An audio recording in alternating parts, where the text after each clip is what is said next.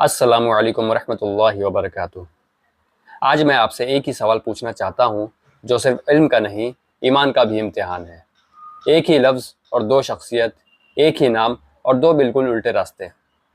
ایک عیسیٰ ابن مریم علیہ السلام المسیح اور دوسرا المسیح الدجال۔ سوچئے، اللہ اور رسول، ایک ہی لقب، حق اور باطل دونوں کے لیے کیوں؟ اس لیے کیونکہ سب سے بڑا فتنہ کبھی شور مچا کر نہیں آتا، وہ دھیرے دھیرے آتا ہے، خاموشی کے ساتھ، سچ کا لباس پہنے ہوئے۔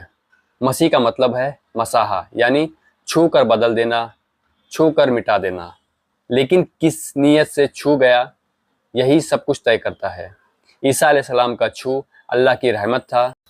اللہ کے حکم سے اندھے دیکھنے لگے، بیمار شفا پا گئے، ٹوٹے ہوئے دل سنبھل گئے۔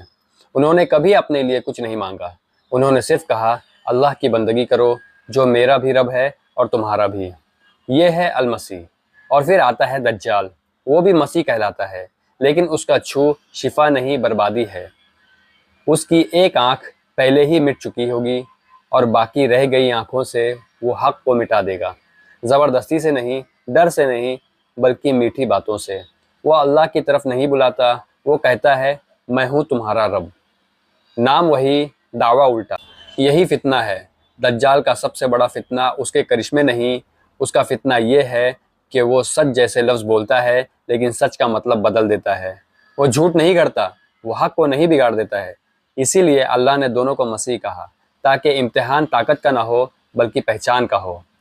کیا تم رحمت اور عذاب میں فرق کر سکتے ہو؟ روشنی اور دھوکے میں؟ سچ اور صرف بولنے کا انداز میں؟ اسی لیے ہمارے آقا حضرت محمد مصطفیٰ صلی اللہ علیہ وسلم نے فرمایا، ہر نبی نے اپنی قوم کو ایک آنکھ والے جھوٹے سے ڈرایا، کیونکہ یہ فتنہ پہلے سوچ کو قید کرتی ہے، پھر ایمان کو۔ عیسیٰ علیہ السلام آنکھوں کو بھی روشن کرتے ہیں اور دل کو بھی، اللہ کے حکم سے۔ دجال آنکھیں کھلی چھوڑ دیتا ہے لیکن دل کو اندھا کر دیتا ہے۔ ایک راستہ اللہ تک لے جاتا ہے، دوسرا راستہ خود تک۔ اسی لیے سورہ الکہف دجال سے بچنے کی چابی ہے، کیونکہ یہ سورہ سکھاتی ہے کہ جب دھوکہ کامیابی جیسا لگے تب حق کیسے پہچانا جائے۔ یہ صرف کل کی بات نہیں، یہ آج کا امتحان ہے۔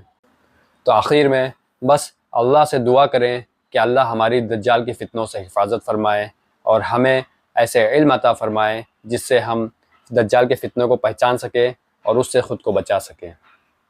السلام علیکم ورحمۃ اللہ وبرکاتہ۔